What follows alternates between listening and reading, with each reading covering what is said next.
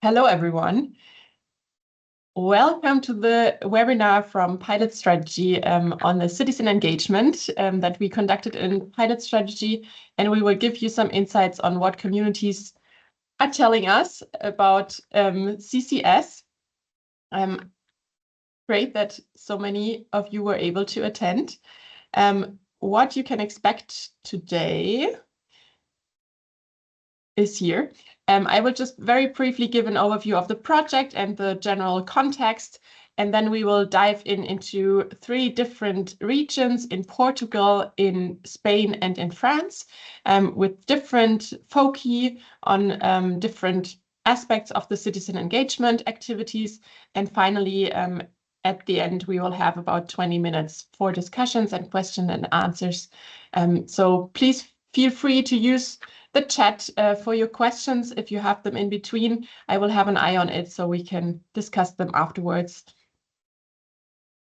So as mentioned, just very briefly, for every one of you who does not know me, I'm Sabine Preuß from the Fraunhofer Institute of System and Innovation Research in Germany, and I'm leading a group on actors and acceptance in the energy system. So yeah, I'm very happy to be part of the PilotSTRATEGY, or have been part of the PilotSTRATEGY project team focusing on societal aspects in the transition.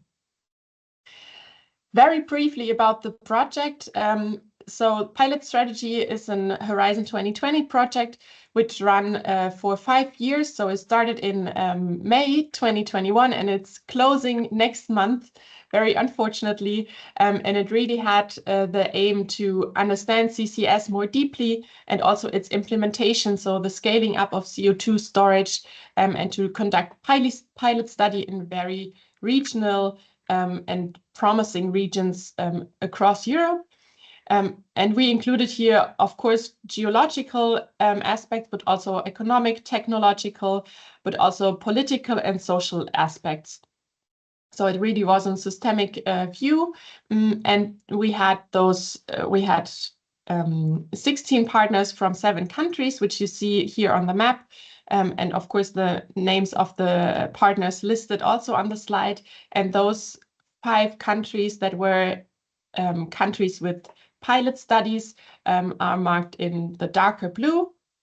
And in those 5 countries were again selected for their promising potential. And in France, Portugal, and Spain, we conducted more in-depth analysis, while in Poland and in Greece it was not as deep, but all of those were already assessed and examined in a preceding project in Strategy CCUS, which just finished when PilotSTRATEGY started.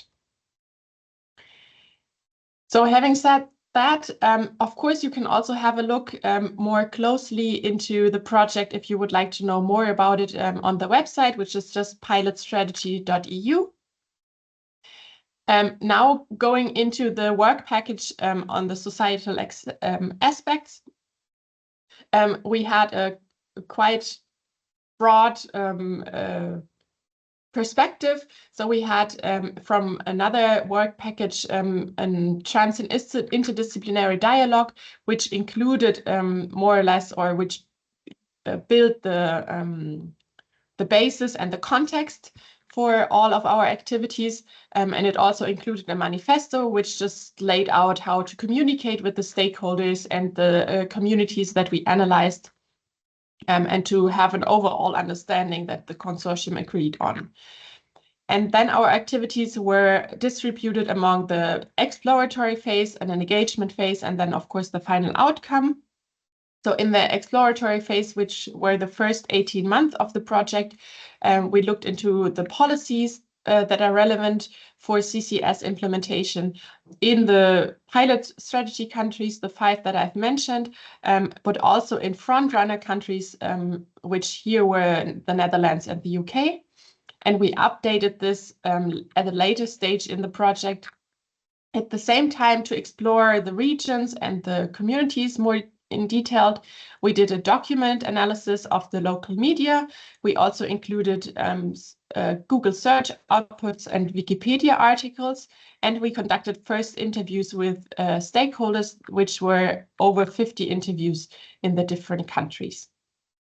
And also for public acceptance, so to see how CCS is perceived in the general public, we included surveys in a first one in the exploratory phase and another one in the engagement phase.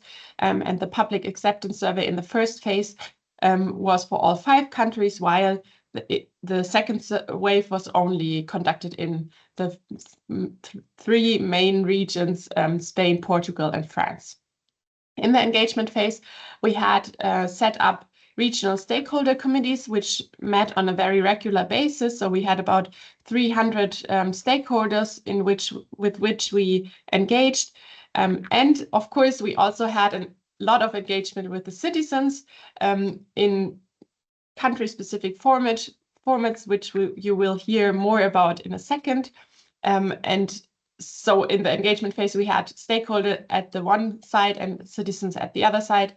And of course, they were all fed by the information from the public acceptance as well. And of course, from the previous activities. As a final outcome, we had policy recommendations for future engagement. And for this, we just had a very brief policy brief that we just finalized, which includes recommendations for policymakers, but also for local authorities and for project developers. And I just mentioned some very brief teaser information here. Some lessons learned that we took from our activities is that social acceptance is not something that's just there, but it's really something that can emerge through a dialogue, a trustworthy dialogue. So to make sure that it's a two-way street and that you exchange regularly, that you also share very transparent information, to have a trustful communication, which is very important. And also to have real opportunities for the communities, for the citizens and the stakeholders to engage, to share their concerns, expectations, and also to shape the project design. So for this, it was also very helpful to have an interdisciplinary team working hand in hand. And we saw that public engagement is definitely important for the transition. So it should be implemented early on, as we did. Moreover, it's also the case that you need to adjust to the local context, to have it very region-specific and country-specific, and also be flexible to involve the dynamics that evolve during the project or the implementation. And what also was essential in our case were also key agents that really had the connections to different stakeholders or in the community to really have lasting relationships and also a trustworthy basis to have those engagement activities. If you would like to know more about the policy brief, feel free to have a look. It's also published on the website. But with that, I think it's enough as a first introduction, and we will dive deeper into the citizen engagement activities. And I will hand over to you, Anna, who will give some insights from Portugal. Thank you. Hello, good morning. Thank you for coming to our webinar. I will talk briefly about what we've done in terms of citizen engagement in Portugal. And I'm particularly interested in discussing the methodology for engagement. I've performed most of this work with my colleague, Jussara Roland, so I have to acknowledge also her participation. Next, Sabine, please. So, something is missing on this slide, Sabine. Okay, thank you. So the location of our fieldwork in Portugal was in the center-west region of the country. In the beginning, there were 2 possible locations for performing a CCS pilot. One was inland and the other offshore. And we took the first 18 months to decide which was the best location. Of course, it was mostly based on technical issues, but also the social science team provided some assistance by inquiring about social acceptance on offshore and onshore CCS. And so our field for work, for research in this case, was the city of Figueira da Foz. Next slide, please. Okay. Figueira da Foz is a medium-sized city in terms of Portugal, of course, which has, it's within a municipality of 61,000 inhabitants. So the city itself must have around 50,000 inhabitants.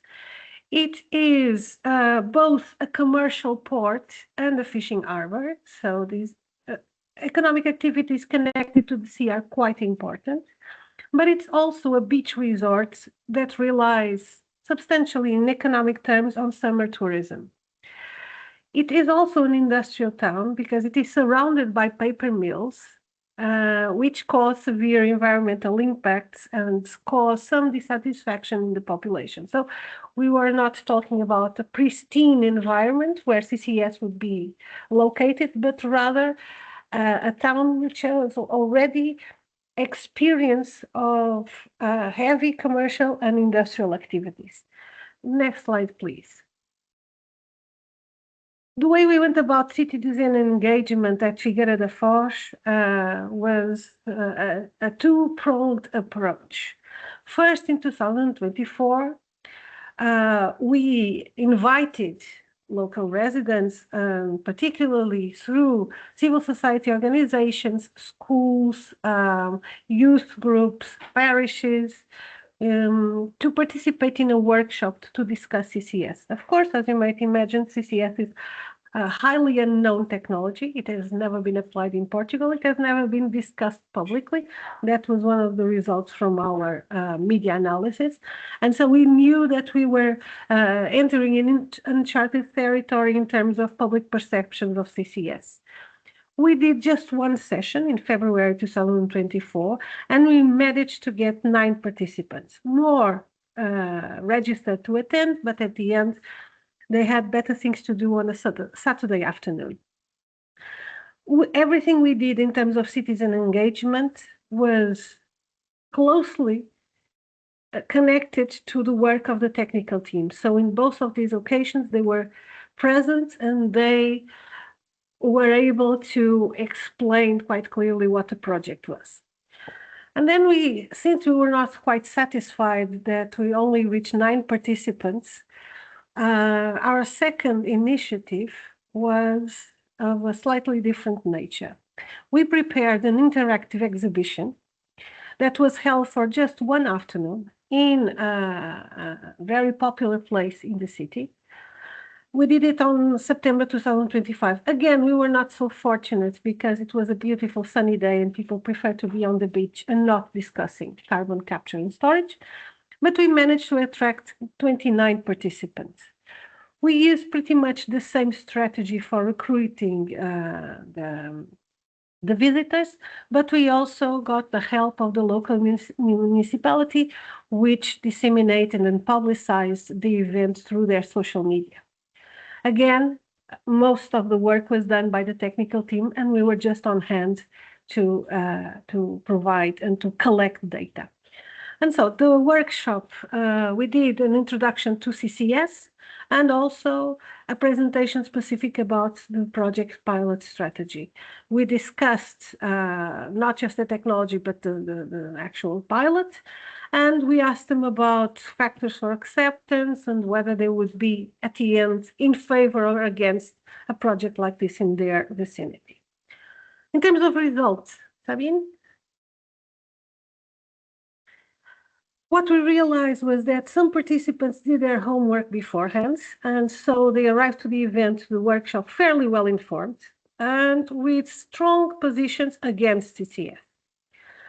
Not all 9 participants, but about half of them were quite vocal in terms of rejecting CCS based on environmental reasons, but mainly the idea of techno-solutionism, that There are other ways to go about mitigating climate change that do not require heavy intervention. The research team was asked many different questions. When we asked them to identify risks and benefits, they tended to identify more risks than benefits, and some were even reluctant to discuss what would make them accept a project like this. Next. The exhibition.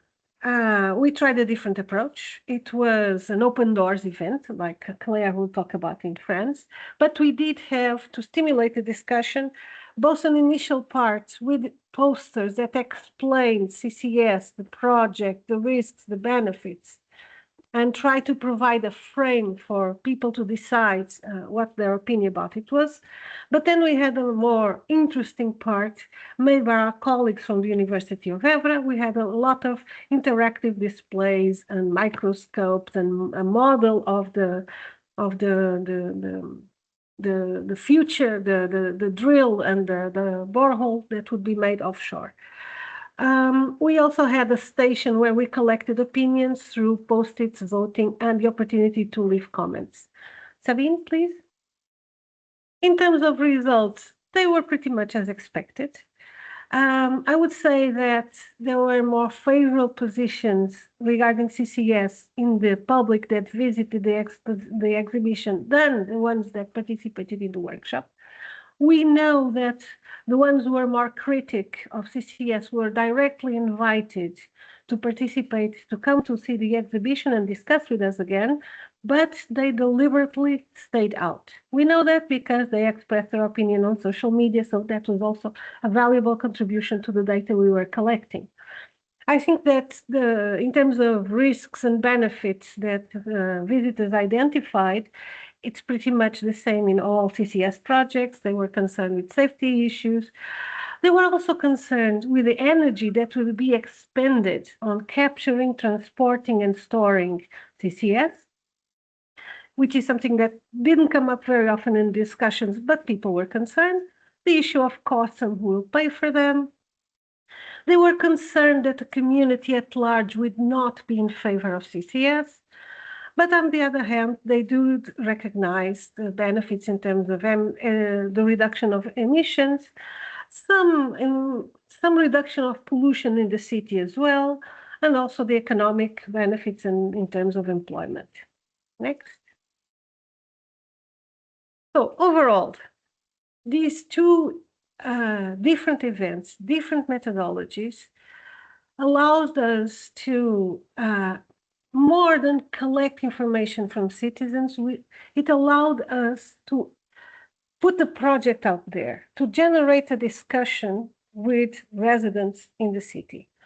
But we did find several challenges that made our work a little more difficult, and that gives us only an exploratory quality to the work that we've done. And we can identify two types of challenges. One has to do with the topic in itself, how difficult it is to engage citizens in discussions about a technology that is fairly complex. We needed a lot of diagrams to explain how it would work. We also struggle with the opportunity to provide balanced and neutral information to sustain the discussion. Our role is not to publicize or to generate support for CCS. Our role was to collect data of how people conceive, perceive, and accept or not CCS. There was also the difficulty of being at such an early stage of the project. In Portugal, there is no regulation on CCS. Although there are several industries that are interested, there are no actual promoters that are going to develop this project anytime soon. And we also struggle with the difficulty of combining data collection to inform our research, but also responding to the needs and concerns of citizens. So most of these, both the workshop and the exhibition turned into a sort of an extended Q&A. And the second kind of difficulty or challenge we encountered was the problem of self-selection and how that influences the results. Most people with a negative stance went to the workshop but not the exhibition. And many of our visitors in the exhibition already had a favorite position towards CCS. It's difficult, as you can see, doing an exhibition and only have 29 visitors, it's short. So it's difficult to go beyond these vocal minorities and reach citizens that are more disengaged. And also, we didn't find a solution on how to widen the discussion and encompass larger selections and more diversified sections of the local community. And that is all.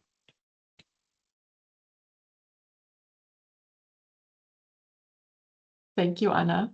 Now, after those insights from Portugal, we go on to Spain. Christian, I hand over to you. Thank you, Sabine, and good morning to everyone. I'm Christian Oltra from Ciemat in Spain, and I will present very briefly the research on public perceptions of CCS, of a potential CO2 storage site that we conducted in the Ebro Basin in Spain in the context of PilotSTRATEGY, together with Lila Gonçalves, my colleague at Ciemat, and also the people from IGME. Next, please. So this is our study area, which is the Lopin site. The research on the Lopin site has been conducted by Ciemat, but also by IGME, by the Geological Institute in Spain. And the Lopin site, as you can see, is located in Zaragoza, Spain. This is somehow between Madrid and Barcelona, northwest of Spain, and near several small municipalities like Belchite and Quinto, where we conducted some of the citizen engagement and stakeholder engagement research. Next slide, please. So, as you can see, context matters a lot, as Anna was explaining in Portugal. The same in Spain. In our case, the two localities that we studied are small rural municipalities, less than 2,000 inhabitants per municipalities. There has been limited industrial activity in the area, coal mining, and also a power plant that was closed. There's now some paper factory which is closed, also several pig farming places that are close to the localities and to the geological site. But there's a limited connection to major emission sources, even if there's this paper factory. But also in the mind of as we will see in the citizens, there's very limited connection to emission sources, right? Well, we conducted these stakeholder committees and also debate groups, engagement groups with residents in two municipalities, very close to the potential storage site being investigated by our colleagues at the Geological Institute. Yeah, next slide, please. So, as is very common in this context among our participants, they really had a very low level of awareness and familiarity with CCS. So somehow the emotional associations with CCS and the project at Lopin were important in shaping perceptions of CCS. Interestingly, we found positive emotions like curiosity and hope among some participants, but we also found fear and skepticism, right? So more negative emotions. We also found that participants somehow they tried to frame their perception by making connection with previous energy projects, with previous local conflicts, with the territorial experience in the area in the last years. One question that was shaping also these more negative emotions were the question of why here, as we will see. But the important thing is that we also find some positive emotions linked to which is considered by some participants as a technological project, sustainability project linked to reductions to CO2, to climate change mitigation. But then we find also, as I say, fear and stress. This is related to several things. One of these negative associations is, next, please, Sabine, is the question of why here, right? This is a question shaping also all these discussions. We are a small town, not an industrial area. Why the CO2 is going to be stored in our vicinity, right? In our locality. Next, please. So, well, as you know, in how we perceive things, including CCS, risk perception is very important. Also, the benefit perception, right, or the positive expectation perception. But if we consider the risk perception, so in a sense, what worries people, we found 4 things, but 2 are mainly connected to the geophysical risk, which even if participants, they don't really understand the mechanism of CO2 storage, underground CO2 storage, even if we try to familiarize them with some activities and some presentations, but instantly they are aware of the potential impacts on subsurface safety, leaks, overpressure, long-term integrity, seismic activity, even explosions is a thing that concerns many residents, and also the water and agricultural impacts. So impact on water, aquifers, and also on the land, right? On farming, on agriculture in the area, which is also an important activity in this area. Then there are other things that are not mainly geophysical or safety related, but that are important to participants, including things like transport, moving, things like can perturb somehow the community, and also other kinds of socio-political risks that sometimes in the projects we don't take into account, right? Like creating some kind of conflict in the community, or the thing of territorial equity. Again, why here? Why not in another place? And kinds of socio-political risks, let's say. And then next, please. I mean, we have, okay, the benefits. What are the benefits of the project? And usually in our 2 communities, citizens were able to name several benefits that they would expect from a project like this. Mainly it's about local employment and training, improved services and infrastructures, compensations, and population stabilization. One thing that was very important, 2 things that were very important were the socioeconomics impacts in terms of employment and new economic activities in the area. So for some residents, this could be a benefit of a project like this one. But also the thing about the compensation. So we had a specific discussion focused on potential compensations to the community from the project, and that was something that it was elicited by several participants in our citizen engagement, but also in our stakeholders. Stakeholders were more precise about the potential compensation and benefits. For instance, they were making us discuss tax incentives, business attraction, a potential resident development center in the area, habitat restoration, local hiring.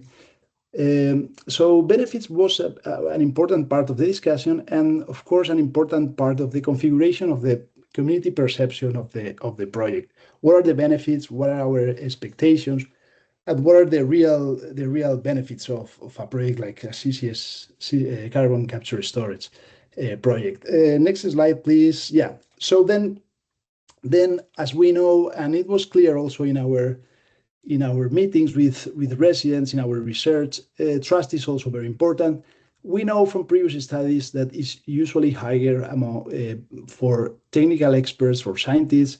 It's usually lower for political parties or government staff and companies, right? But we know it's a really important dimension in configuring acceptance or configuring the relationship between the community and a potential technological or hazard project. For stakeholders, the solution for trust was mainly monitoring, transparency, and clear local benefits. That was how stakeholders configured all this trust. Not the residents, but more the stakeholders. But the thing is also important to consider that people, they don't just ask if it's safe, they also ask who is taking the decision, who benefits, why should we trust them, right? So information provision, transparency, honesty, empathy, all these kind of things were also shaping the conversation. And I think this is my last one. Yes. So in the abbreviation, the key idea is that, as I assume in other areas, carbon capture and storage projects are not only judged on technical safety, which is critical, of course, or technical operation and so on, but whether the project is beneficial for the territory, fair, trustworthy, and so on, right? So it's not only evaluated on technical data. Technical data is important, it's critical, but it's also evaluated on emotional reactions, past projects, the feeling of being or not fairly treated by the project, by the promoter, right? Benefits and safety are very important, but they have to be combined somehow with trust and legitimacy in the process, right? So creating a good potential beneficial narrative for the community together with trust, we consider that it was very important from our study. Trust, as you know, is built on transparency, fairness, but also participation and also empathy and good intention, let's say, right? So, well, that was my view on our research on Spain. And I think that's it. The next slide is just thank you. Yeah, thank you, Christian. Very interesting to hear the Spanish perspective after the Portuguese perspective, with differences and similarities. Now, as a third country and the citizen engagement activities, we have France with Claire. So I hand over to you for your insights. Thank you very much, Sabine. Good morning, everyone. I'm Claire Mays, a social psychologist, part of Institut Symlog, a small independent research laboratory focused on democratizing risk governance. I want, with this slide, to thank the partners on the PilotSTRATEGY French team, including our coordinators at BRGM. All were vital partners in the community engagement work. They were open and rigorous as we entered learning relationships with the people of the territory touched by our study. And working with them in these 5 years has confirmed the value of interdisciplinary collaboration and how necessary it is to deal with complex decisions on climate, innovation, and the future. And in the same spirit, I thank the elected people and participants in the local encounters I will describe. You can read detailed minutes of our community encounters in French on our website. You follow about the project, explore the regions, you get to the map that Sabine showed, and you click on France, as you can see here in the upper corner. And English summaries are available in the documents, which are linked now in the chat. Regarding our title here, Marc Poumadère and I hesitated about how to invoke the contrasts of our French field experience. Today, I'll share a partial view on the local dynamic around carbon storage in which PilotSTRATEGY played its small role. That dynamic was so complex and extensive, as is quite normal, that I must leave out many details. Next slide, please. Our research work package on social acceptance had a plan for engaging local people in learning and investigating and shaping the project, but the first field encounter was not part of the original social science calendar. At the end of the first project year, a seismic 3D data collection campaign was organized, and data capture was done in month 14. For this, our technical partner S-Cube placed 5,000 geophones across the study zone of 10 by 10 kilometers and ran 5 vibrating trucks over the local roads for 2 weeks to gather 27,000 data points. There are a nice blog and video about this on the website. This work required permissions and forewarning, so S-Cube first met with elected representatives and landowners and farmers face-to-face and distributed leaflets to the households of the 20,000 zone residents. Farmers were asked to grant right-of-way and authorities to permit the road presence. This period allowed SQ, but also other pilot partners, including the social scientists, to hear from farmers and elected officials of their interests, concerns, and requirements, and to represent to these actors what Pilot was doing. There had been previous contacts during the first project, PilotSTRATEGY, and high-level discussions to settle cooperations for Pilot, but in terms of broad-based stakeholder engagement, this was very large-scale from the get-go. Thanks to information and relationship building, 80% of the farmers agreed to the geophones. All but one municipality gave permission for the trucks to circulate, and authorities followed suit by granting the necessary permits. The second level of encounter was on a much smaller but still intermediate scale, open doors meetings with researchers, industry, elected people, and residents. The basic question asked, similar to what we heard of from Spain, was, why are you here? This is a very subtle question that can get different types of response: scientific, philosophical, logistical, administrative, economic, social. During the first open meeting soon after the 3D campaign, many residents also said, what trucks were here? And they didn't recall seeing the leaflets that had gone to each household. This was a message to researchers. While we view a project like Pilot as a huge, complex endeavor with many potential impacts locally, which we want to illuminate, share, and elaborate together with the local people, well, they, of course, choose what they pay attention to, what they find important for themselves in their context. And Pilot was an add-on. A little bit like Anna's comments about sunny days and beach, even if it wasn't always sunny in this wonderful zone about 50, 70 kilometers southeast of Paris. The second open doors of 30 to 40 people provided a forum where residents called out for information about the economic future of the fertilizer factory, our planned CO2 emission source. Our carefully prepared poster stations displaying every facet of our study ready for discussion were underused. We structured the third meeting then differently. Small mixed groups listened to a study presentation and then defined their questions at each table. Pilot has a very rich FAQ online, but only one of their questions appeared there. Of the Assembly's 34 questions categorized in the table here, 16 were addressed by the presenters and 11 were flagged for consideration by our third level of field encounter. The third level, at a smaller, more intensive scale, was our regional stakeholder committee, the Groupe de Réflexion, Adaptation et Territoire. Like the Open Doors meetings, the organization was facilitated by Grand Prix and neighboring mayors, not to support the project, but clearly to ensure citizen access to information.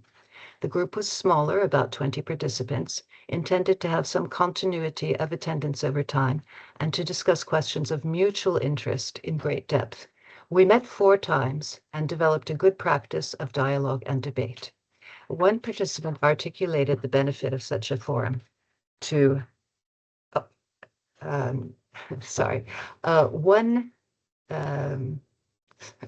participant articulated the benefit of such a forum to gather information and develop analytical skills so that if a pilot permit process comes one day to the local level, there will be a degree of prior preparation and collective competence. The elected people wanted this neutral resource to be shared and ensure that their fellow mayors and councillors from the area be included, informed, and represented. And so attending the group took on its importance in the context of preparing municipal elections. Indeed, our facilitators told us in the long months ahead of the March 2026 elections that it would be inconvenient to continue meeting because the environment had been stimulated by the arrival of a commercial concern intending to request an exploration permit. Or rather, the environment was electrified by the dramatic efforts of a local association to portray carbon storage as an unacceptable mortal risk and to discount the voice of science. I'll skip the details of this dramaturgy. I will cut to the chase, however, to say that candidates who had participated strongly in the PilotSTRATEGY reflection group were duly re-elected this month, perhaps for some because they had supported the collective defense of municipal resolutions against geological storage. Next slide, please. Thank you. The framing of carbon capture and storage too had its differences of scale. We set forth a large-scale framing of collective responsibility, employing science and reflection to address concretely a global challenge. The blue image comes from a BRGM co-author of the Intergovernmental Panel on Climate Change, 6th report. He made a long presentation, well followed by our Open Doors participants, but at a certain point, Pilot's collective enlightenment approach was countered by an inward-looking catastrophism and disinformation attacks. Social science says there is always a struggle, tranquil or violent, to define the situation. The definer holds the power. The small association skillfully gained a larger stage and influence by using campaigning politicians as relays.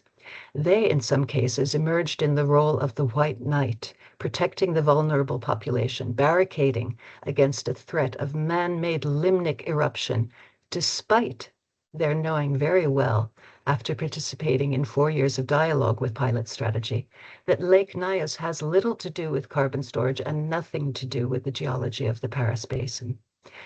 Next slide, please. To conclude, there is much to reflect on and answers still to be found regarding how to organically create durable relationships that can unify different interests in a collective constructive response to climate risk. One very successful aspect of the PilotSTRATEGY community stakeholders dynamic gives a clue as to the scale of that common ground. Final slide, please. That is the story of how pilot researchers came together to cooperate with farmers around an object of their concern, the century-old ceramic drains in their fields, which some thought could be threatened by the 3D seismic vibrations. We asked them to let us capture data. We owed it to them to attend reciprocally to their concern, investing time, technique, money, and expertise in joint investigation of how these drains could be protected, whether or not a technical judgment would a priori see any danger, created a relationship in which scientific, symbolic, and cultural information could be shared and valued, and joint solutions found. This was part of a good start for PilotSTRATEGY, and it may hold clues for future times. Thank you. That's all. Thank you, Claire, for the insights to France. So we have heard that there are different challenges, struggles, but also benefits and successes in the different regions regarding engagement. And since we still have about 20 minutes, I would like to open the door for questions and of course answers. So if you have questions, you can raise your hand, but you can also just type it in the chat. If you have any questions regarding the project or the presentations that we just heard, feel free to let us know. Thank you to all three of you for your presentations. If there are no questions at the moment, things that just crossed my mind while I was listening to the presentations, at least in, I feel like in all three regions, there was a perception that there were more risks than benefits that were perceived by the citizens. And from a psychological perspective, I know the term or the saying, losses loom larger than gains.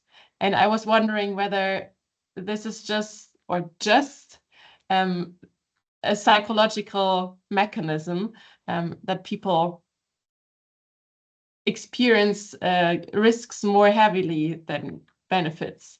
So I just wanted to hear your thoughts on that, of whether you think this could something that could be applied here.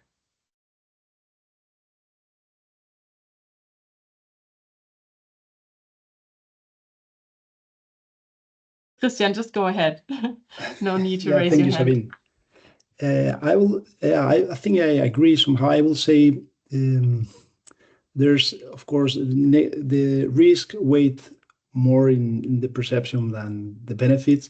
Then we know this from psychology research. We know also then that there are processes of social amplification or attenuation, right, of perceived risk.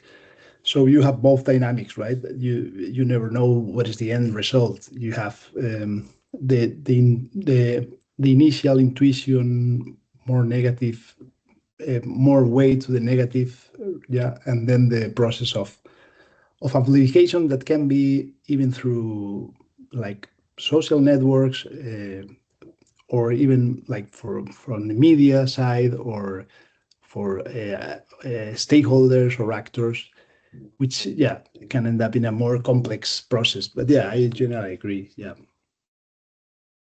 Thank you. I'm not so sure. Yeah. Because at least from our experience, it's not that risks are more salient or people are more concerned with the risks. It's that they are able to identify a wider diversity of risks than benefits. But that's not particularly strange in the sense that this is a technology that will benefit the planet in general and locally and industries in particular, not the common citizens. They will not feel the difference in their lives. And in that case, I think that people are aware that there can be more risks, but they don't feel the benefits directly. But we did find a concern in our workshop participants and in our visitors to the exhibition that it was a good proposal for mitigating climate change, because I think that there's a lot of awareness of climate change in Portugal. There's practically no denialism. And so we listen to a lot people saying that they believe something must be done. And so they are in favor of technologies, of initiatives, of anything, actions that will mitigate climate change. Thank you, Anna. Claire, would you also like to comment on it, or should we take the other questions? I would, but I see project partners are ready to comment. Go ahead. So I hand over to you, Mark. Thank you. So there's a lot of talk about benefits to communities, and I understand why people are asking that. I wonder if one of the issues here is people have already got the benefits. So the benefits of an industrial society are things like electricity, petrol to put in your car, building materials, abundant food, all that sort of thing. And what we're trying to do is effectively protect that to keep it going. And people say, well, what am I going to get that I haven't got already? And the answer is, well, you've actually already got an awful lot. And what we're really trying to do is keep it going. And this doesn't sound like a very tempting offer. So I'm not a social scientist, so you can now tell me I'm an idiot. But that was my sort of thought. I think that was seen to be quite relevant indeed in the French context, in which at one point there was a very emphatic statement about how, why should we handle other people's carbon? Why do you want to come and put it under our carpet? And one could reflect on the fact that indeed the beautiful carpet of that area had been largely funded in the past by oil extraction of the region. So, Mark, before we have Jan and others pitch in, I also wanted to say that regarding a possible first reflex of identifying risk, I hope that my presentation showed that there's an issue of how things are placed on people's agenda, and I think it's quite normal that whenever something comes into your territory or even into your household, or even as you're sitting doing something else, it's very, very normal and frequent to have an annoyed reaction and feel that there's some kind of invasion, and to first sort of put it away, put it off.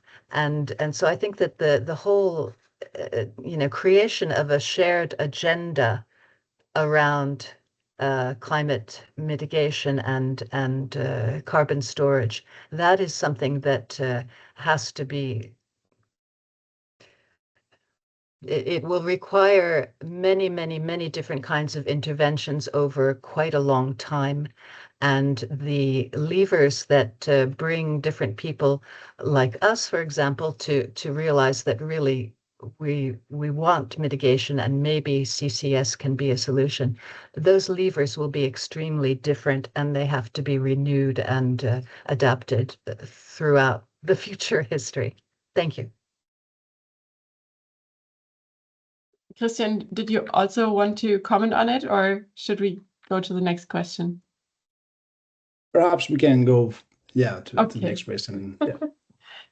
So Jan, you also raised your hand, please. Yes, and the question comes from the experience in France. We didn't mitigate the actions of a local group. Is there something that we should do ahead of time to prevent such actions? Because in any project, we'll find some opposition, strong or weak. Maybe the approach we take, that explaining and being honest, is failing.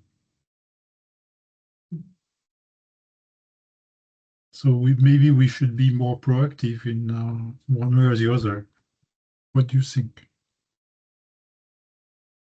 Well, I can report from the German context, in which the engagement was not part of projects several years ago already, like 10, 15 years ago, for CCS projects. And there was a small minority, but a very loud one, which showed a lot of resistance and more or less skipped or made all of the projects disappear again, because there was also not the political agenda supporting it and political fear of resistance.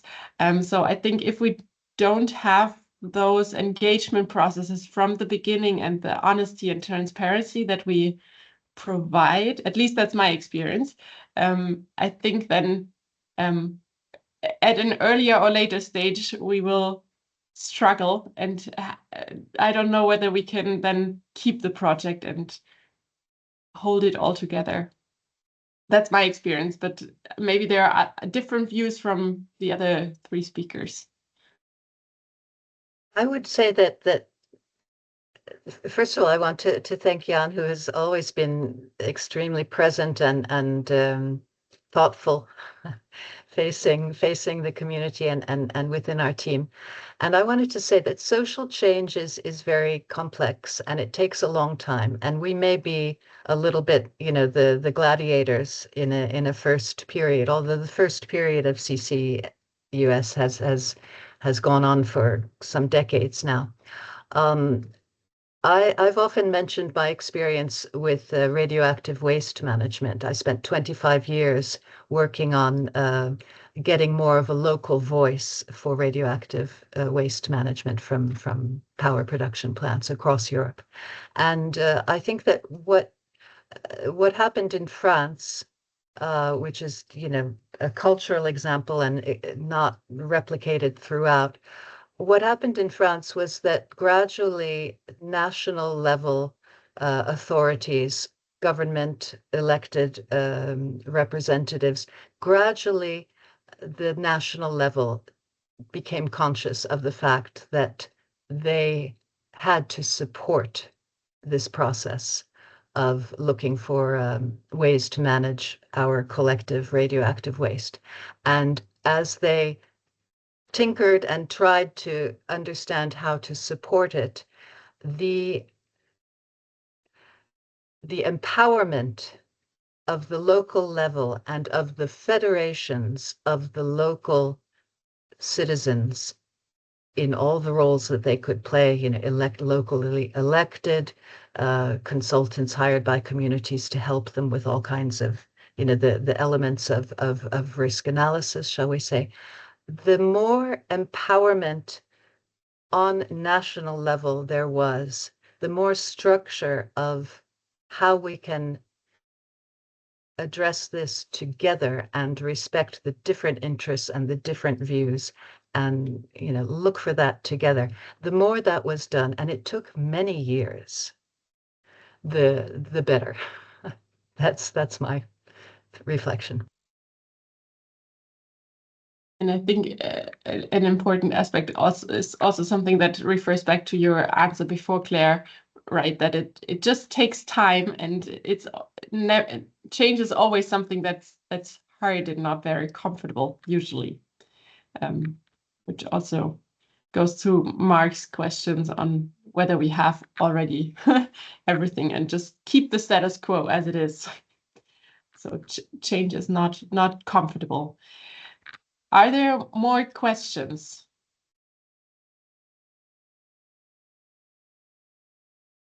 Doesn't look like it. Maybe just a general wrap up very quickly from each region. Just if you think you would do it again, what would you change and what would you keep? Are there any things that comes up to your mind immediately? I mean, we've heard that it's very context specific.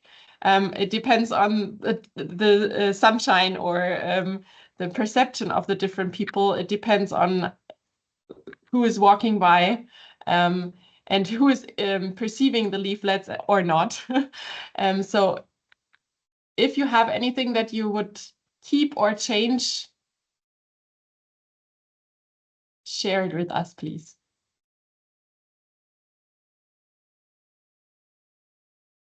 I think that although this is not a very likely thing to create in a funded European project, I think that actually living in the area and having very deep and long-term and frequent conversations with the various stakeholders and actors would be important. And it's very important, in my view, to distinguish between a research project on a possible pilot installation, distinguish between that and a different situation in which project promoters are, seeking licensing for an installation or actually building some kind of infrastructure. We were not in that situation. However, what I've just said looks very much like the advice, the hard-earned wisdom of project promoters who understand. We've all come to understand that you have to be part of the community. You have to be part of the community. And I'll leave to you the ways to imagine, what does being part of a community mean? Thank you, Claire. I tend to agree. Yes, I tend to agree with Claire that stronger involvement with the community, perhaps some ethnographic work would have been more helpful in terms of engagement. And in our case, I definitely think that we should have done the exhibition in the winter. And I think we should have spent more time and more effort in publicizing it. And perhaps having something to entice people to participate. Like Julia suggested that at some point that we should have food. But I truly think that this is a topic that feels so far removed from people that I don't find strange that they exclude themselves from participating. But I think we need to find better strategies to entice them. Thank you. Christian, would you like to add something, or you agree with all of them, with everything said? Yeah, generally, I agree very much with what Claire and Anna have mentioned. Increasing the local arrangement of the project, the difference between industrial and research-oriented projects is also clear. Our methods were, I think, they were useful, and I think it's the basic. You can always do more, like more engagement, more specific. But yeah, in a real project, of course, you have to take all these activities into consideration, and I mean, do whatever the best you can this process, no, of engagement. Definitely. Yeah. Thank you. So with an eye on the time, we just hit 12. I would like to close the webinar with just inviting all of you to attend our final event, which is taking place on April 21st in Brussels. It's a full day event. You can register with the QR code. It's has a morning session with also insights from other CCS projects, and we have an afternoon session in the European Parliament. And of course, we will share more insights from the social science research as well. And you are all invited to join if you're not registered yet. Of course, more information is on the PilotSTRATEGY website. And if you have any questions in the aftermath of this webinar, feel free to reach out to all of us and send us an email. We are happy to respond.